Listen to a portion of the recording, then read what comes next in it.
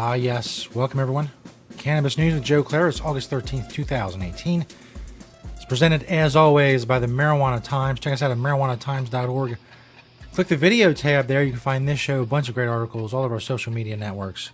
Everything you need to know about the cannabis community, industry, and beyond. marijuanatimes.org. Go check us out there. Today we're talking about Florida Attorney General Pam Bondi.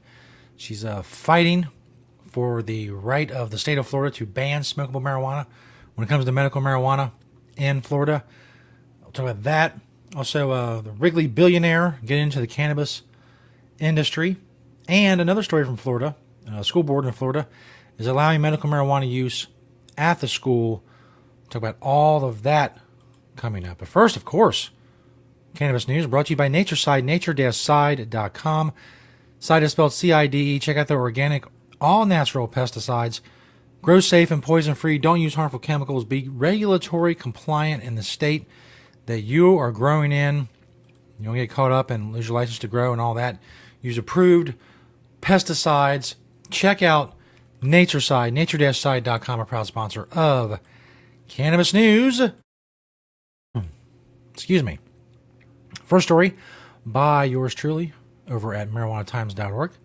Florida Attorney General files brief in support of ban on smokable marijuana. If you follow the saga of what's going on in Florida, we've talked about it quite a bit on this show.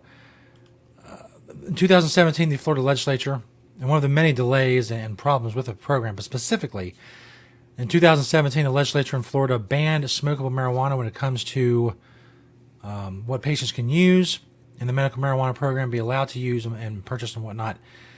In the medical marijuana program in Florida, Attorney General, or Orlando Attorney John Morgan, who bankrolled the medical marijuana efforts, he filed suit against that. He said as an implicitly implied, because smoking is banned in public places, it's implied that it is allowed in private residences. So that's working its way through the court system.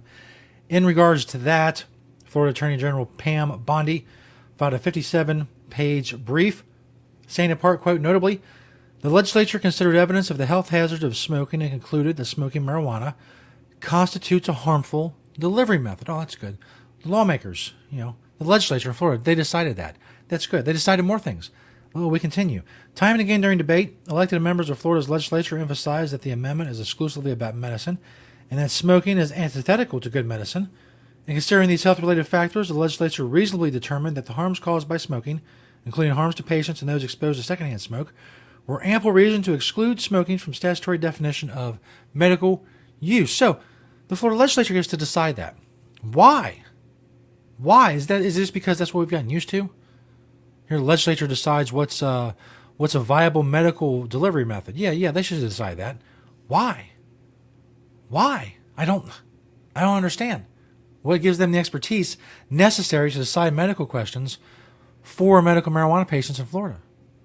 I don't get that. And I don't think I would ever get a satisfactory answer to that. Unfortunately, I've been waiting quite a while. Why does the Florida legislature make that decision of what medically a person can do? Seems like they talk with their doctor and then they decide what they're going to do with their lives because, they're not infringing on the rights of anyone else. But whatever. As I've said many times before in the show, hey, what do I know? Indeed, it's true. This next story is from Bloomberg.com. Oh, that is my problem. Snafu. Hold on. That's a very loud snafu. Oftentimes when there's a problem, usually it's graphics that there's a problem with because I'm running the show and while I'm a flawed individual, be nice to myself at this point. But sometimes it's an audio problem from this other laptop, and there you go. Very loud, blaring even, you could say. This next story, as I was saying, before I was so rudely interrupted by that very loud woman. Bloomberg.com, Really Billionaire moves from chewing gum to medical marijuana.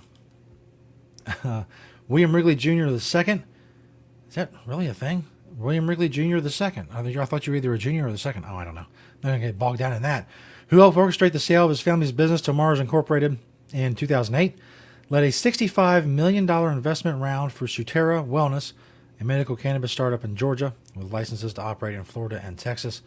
The funding brings the total raise so far to $100 million, according to Surterra, pardon me. Wrigley, 54, who left the gum and candy business after the sale, backs companies through a personal investment arm based in West Palm Beach, Florida. After the initial investment in Surterra in September, Wrigley is boosting his stake and assuming the role of chairman. Surterra is his first direct investment in the marijuana industry. Wrigley said he got into the industry mainly because of marijuana's medical benefits. He said he's tapping his experience with product distribution and brand building to drive growth at Surterra. Sorry, why keep messing that up? Talk about an audio snafu.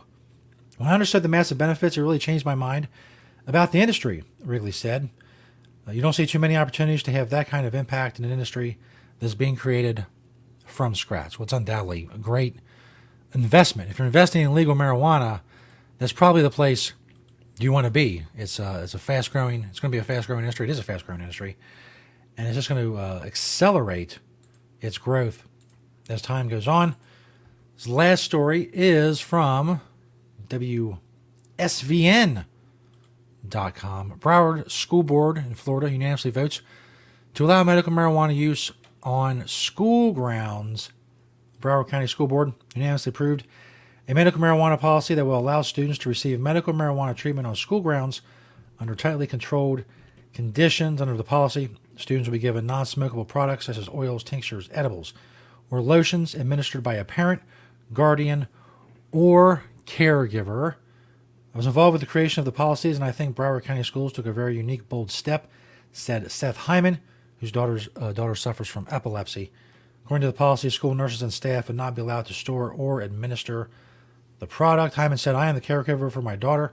I have an identification card acting as a caregiver, and I'm the only one who could administer medical marijuana to my daughter. Hyman's daughter is entering the 6th grade. He believes the medical marijuana will assist in the effects of her illness. It's a story we see a lot in different medical marijuana states, certain school boards of certain counties, like what happened in Illinois recently, I believe, allowing medical marijuana, and progress is slow. It's going school board by school board, and it'll continue to go that way. But I think as more states legalize medical marijuana and more states legalize recreational marijuana, and even more importantly, as the federal government in some way ends marijuana prohibition at the federal level, I think you will see the number of school boards and other entities and agencies making these types of decisions accelerate, and that's a good thing because it's, even under full retail or recreational legalization, there's going to need to be some sort of medical marijuana programs to cover children, because obviously the recreational plans are not going to cover children. They're not going to be allowed to buy marijuana. They won't have access to medical marijuana. But if there's a medical marijuana program in their state, there's going to, like I said, they're mainly going to focus in the future on children, those under 18, those under 21, whatever. We'll see more and more of these stories and more access. Why shouldn't, if they're allowed medical marijuana, why can't they have it administered at school? Are they supposed to go home? Are they supposed to not go to school? Seems to be, seems to not be a big deal. I think I don't know. I can't speak out of turn. It's been a long time since I've been in school. But they used to be able to give you aspirin and stuff like that. I don't know, maybe they can't anymore. I have no idea. Like I said, I'm not an expert. It's not one of the places where areas where my expertise lies. That's for sure. Thanks everybody for checking out the show. Another week. Last week we celebrated 200 episodes. So now it's episode 201. We move forward. Thank you all for liking, sharing, and commenting on the videos, spreading the word about cannabis news. MarijuanaTimes.org. They're awesome. Go check them out. Check us out there. Click that video tab. You can also go to Nature Side, our proud sponsor, nature-side.com. Side is spelled CID. And of course, don't forget, get the swag. Help fund legalization. Make cannabis great again.com. It's awesome. You're awesome. Thanks for watching and listening. We'll see you next time right here on Cannabis News.